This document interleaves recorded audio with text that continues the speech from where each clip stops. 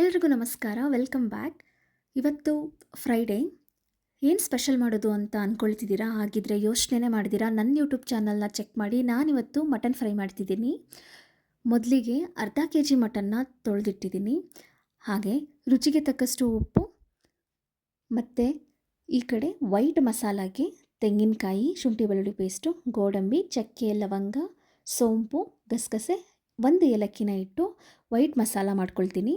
ಅದಾದ ನಂತರ ಒಗ್ಗರಣೆಗೆ 2 ಬಿರಿಯಾನಿ ಎಲೆ, 2 ಈರುಳ್ಳಿ, ಹಾಗೆ ಮೆಂತ್ಯ ಸೊಪ್ಪು, ಹಸಿಮೆಣಸಿನ್ಕಾಯಿ, ಪುದೀನ, ಕೊತ್ತಂಬರಿ ಸೊಪ್ಪನ್ನ ಇಟ್ಕೊಂಡಿದ್ದೀನಿ. ಈ ಕಡೆ 1.5 ಚಮಚ ಧನಿಯಾ ಪುಡಿ, 1 ಚಮಚ ಖಾರದ ಪುಡಿ, ಒಂದು ಸ್ವಲ್ಪ ಅರಿಶಿನ ಇಟ್ಟಿದ್ದೀನಿ. ಜೊತೆಗೆ ಈ ಕಡೆ ಶುಂಠಿ ಬೆಳ್ಳುಳ್ಳಿ ಪೇಸ್ಟು ಒಗ್ಗರಣೆಗೆ ಇಟ್ಕೊಂಡಿದ್ದೀನಿ. ಇವಾಗ ಹೇಗೆ ಮಾಡೋದು ಅಂತ ನೋಡೋಣ. ಮೊದಲಿಗೆ ಸ್ಟವ್ ಆನ್ ಮಾಡಿ ಕುಕ್ಕರ್ ಇಟ್ಟು 2 ಟೇಬಲ್ ಸ್ಪೂನ್ ಎಣ್ಣೆ ಇಟ್ಟಿದ್ದೀನಿ ಬಿಸಿ ಆಗೋದಕ್ಕೆ. ಎಣ್ಣೆ ಬಿಸಿ ಆದಮೇಲೆ 2 ಪಲಾವ್ ಎಲೆ, ಕಟ್ ಮಾಡಿಟ್ಕೊಂಡಿರುವಂಥ ಈರುಳ್ಳಿ, ಹಾಗೆ ಜೊತೆಗೆ ಮೆಂತ್ಯ ಸೊಪ್ಪನ್ನ ಹಾಕಿಬಿಟ್ಟು ಚೆನ್ನಾಗಿ ಫ್ರೈ ಮಾಡ್ಕೊಳ್ಬೇಕು. ಆ್ಯಕ್ಚುಲಿ ಮೆಂತ್ಯ ಸೊಪ್ಪಿಂದ ಹೆಲ್ತ್ ಬೆನಿಫಿಟ್ಸ್ ತುಂಬ ಇರೋದ್ರಿಂದ ನಮ್ಮ ಮನೇಲಿ ಏನಾದರೂ ಮೆಂತ್ಯ ಸೊಪ್ಪು ಅವೈಲಬಲ್ ಇದ್ದರೆ ನಾನು ಈರುಳ್ಳಿ ಜೊತೆಗೆ ಎಲ್ಲ ರೆಸಿಪಿಗೂ ಹಾಕ್ಕೊಳ್ತೀನಿ. ನಿಮ್ಗೆ ಇಷ್ಟ ಇದ್ದರೆ ನೀವು ಹಾಕ್ಕೊಳ್ಬಹುದು. ಮೋರೋವರ್ ಮಟನ್ ರೆಸಿಪಿಗೆ ಹಾಕ್ಕೊಳ್ಳೋದ್ರಿಂದ ರುಚಿ ಇನ್ನೂ ಸ್ವಲ್ಪ ಜಾಸ್ತಿ ಆಗುತ್ತೆ. ಸೊ ಹಾಗಾಗಿ ಮೆಂತ್ಯ ಸೊಪ್ಪನ್ನ ಹಾಕ್ಕೊಂಡು ನಾನು ಈರುಳ್ಳಿ ಜೊತೆ ಚೆನ್ನಾಗಿ ಫ್ರೈ ಮಾಡ್ಕೊಳ್ತಾ ಇದ್ದೀನಿ. ಇನ್ ಕೇಸ್ ಮೆಂತ್ಯ ಸೊಪ್ಪು ನಿಮ್ಮ ಹತ್ರ ಅವೈಲಬಲ್ ಇಲ್ಲ ಆ ಟೈಮಲ್ಲಿ ಅನ್ನೋದಾದರೆ ನೀವು ಸ್ಕಿಪ್ ಮಾಡಬಹುದು. ಇದ್ದರೆ ಮಿಸ್ಸೇ ಮಾಡಬೇಡಿ, ಹಾಕ್ಕೊಳ್ಳಿ. ಅದಾದ ನಂತರ ಹಸಿಮೆಣಸಿನ್ಕಾಯಿ 2, ಸ್ವಲ್ಪ ಪುದೀನ, ಸ್ವಲ್ಪ ಕೊತ್ತಂಬರಿ ಸೊಪ್ಪನ್ನ ಹಾಕ್ಕೊಂಡು ಫ್ರೈ ಮಾಡ್ಕೊಳ್ಬೇಕು. ಇದ್ರ ಜೊತೆಗೆ 1 ಟೇಬಲ್ ಸ್ಪೂನ್ ಶುಂಠಿ ಬೆಳ್ಳುಳ್ಳಿ ಪೇಸ್ಟ್ನ ಹಾಕ್ಕೊಂಡು ಫ್ರೈ ಮಾಡ್ಕೊಳ್ಳಿ, ಹಸಿ ಸ್ಮೆಲ್ ಹೋಗೋವರೆಗೂ. ಈ ನಾನ್ ವೆಜ್ ಅಂತ ಬಂದಾಗ ಶುಂಠಿ ಬೆಳ್ಳುಳ್ಳಿ ಪೇಸ್ಟು ಸ್ವಲ್ಪ ಜಾಸ್ತಿನೇ ಇರಬೇಕು.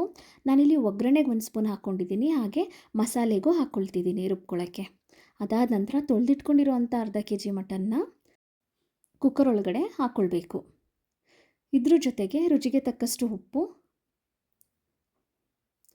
ಮತ್ತು 1 ಸ್ಪೂನ್ ಖಾರದ ಪುಡಿ, 1.5 ಸ್ಪೂನು ಧನಿಯಾ ಪುಡಿ, ಒಂಚೂರು ಅರಿಶಿನ ಒಟ್ಟಿಗೆ ಹಾಕ್ಕೊಳ್ತಿದ್ದೀನಿ.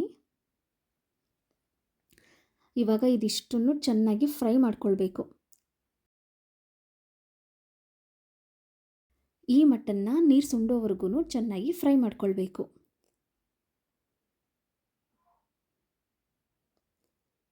ಸೊ ಮಟನ್ನಲ್ಲಿ ನೀವು ನೋಡ್ತಿರಬಹುದು ಯಾವುದೇ ಥರದ ಫ್ಯಾಟ್ ಇಲ್ಲ. ಫ್ಯಾಟ್ ಇದ್ದರೂ ಚೆನ್ನಾಗಿರುತ್ತೆ, ಬಟ್ ಯಾವಾಗಲೂ ಫ್ಯಾಟ್ ತಿನ್ನೋದು ಒಳ್ಳೆಯದಲ್ಲ. ಸೊ ಈ ಸಲ ಅಂದರೆ ಯಾವಾಗೂ ಮಟನ್ ತಿನ್ನೋದ್ರಿಂದ ಎಣ್ಣೆನ ಕಡಿಮೆ ಮಾಡಿ, ಕೊಬ್ಬೇನೂ ಬಳಸ್ದಿರ, ಅಂದರೆ ಮಟನ್ ಕೊಬ್ಬು ಬರುತ್ತಲ್ಲ ಅದನ್ನೇನೂ ಬಳಸ್ದಿರ ಹೆಲ್ದಿಯಾಗಿ ಈ ಥರ ಮಾಡ್ಕೊಳ್ಬಹುದು. ಯೂಶ್ವಲಿ ನಾನು ಈ ಥರ ಮಾಡ್ಕೊಳ್ತಿರ್ತೀನಿ. ಇದಕ್ಕೆ ಇವಾಗ ಒಂದು ವೈಟ್ ಮಸಾಲ ಇದಿಷ್ಟು ಹಾಕಿಬಿಟ್ಟು ರುಬ್ಕೊಂಡು ಬರೋಣ. ವೈಟ್ ಮಸಾಲ ತುಂಬ ಚೆನ್ನಾಗಿರುತ್ತೆ. ಸೊ ಇವಾಗ ನೀವು ನೋಡ್ತಿರಬಹುದು ಮಟನ್ ಎಲ್ಲ ಬೆಂದು ನೀರು ಸುಣ್ತಾ ಇದೆ. ಈಗ ನೆಕ್ಸ್ಟು ಮಟನ್ಗೆ ಏನಾದರೂ ನೀರು ಹಾಕಬೇಕು ಅಂತ ಇದ್ದರೆ ಅದು ನೀವು ಬಿಸಿನೀರನ್ನೇ ಹಾಕೋಬೇಕು, ತಣ್ಣೀರೆಲ್ಲ ಹಾಕೋಬೇಡಿ. ಇವಾಗ ರುಬ್ಕೊಂಡಿರೋ ಅಂಥ ವೈಟ್ ಮಸಾಲಾನ ಹಾಕ್ಕೊಳ್ಳೋಣ. ಸೊ ನಾವು ಇದನ್ನು ಫ್ರೈ ಮಾಡ್ತಿರೋದ್ರಿಂದ ನೀರನ್ನ ನೋಡ್ಕೊಂಡು ಹಾಕ್ಕೊಳ್ಳಿ, ಬಿಸಿನೀರನ್ನೇ ಹಾಕ್ಕೊಳ್ಳಿ. ಅದ್ರ ಜೊತೆಗೆ ಮನೇಲೇ ಮಾಡಿರುವಂಥ 1 ಸ್ಪೂನ್ ಮಟನ್ ಸಾಂಬಾರು ಪುಡಿನ ಹಾಕ್ಕೊಂಡು ಮಿಕ್ಸ್ ಮಾಡಿ ಲಿಡ್ಡು ಕ್ಲೋಸ್ ಮಾಡಿ ಒಂದು 4ರಿಂದ 5 ವಿಷಲ್ ಹೊಡಿಸ್ತಿದ್ದೀನಿ. ಸೊ ನೀವು ನೋಡ್ತಿರ್ಬೋದು ಎಲ್ಲ ನೀಟಾಗಿ ಬೆಂದಿದೆ.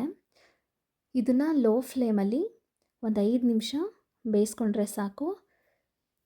ಸ್ವಲ್ಪ ಗಟ್ಟಿಯಾಗುತ್ತೆ ಗ್ರೇವಿ. ನೀವು ನೋಡ್ತಿರಬಹುದು ಹೇಗಾಗಿದೆ ಅಂತ.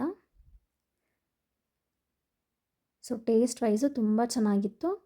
ಮಟನ್ ಕೊಬ್ಬು ಇಲ್ದಿರ, ಜಾಸ್ತಿ ಎಣ್ಣೆನೂ ಹಾಕ್ದಿರ ತುಂಬ ನೀಟಾಗಿ ಹೆಲ್ದಿಯಾಗಿ ಮಟನ್ ಫ್ರೈನ ಮಾಡ್ಬೋದು.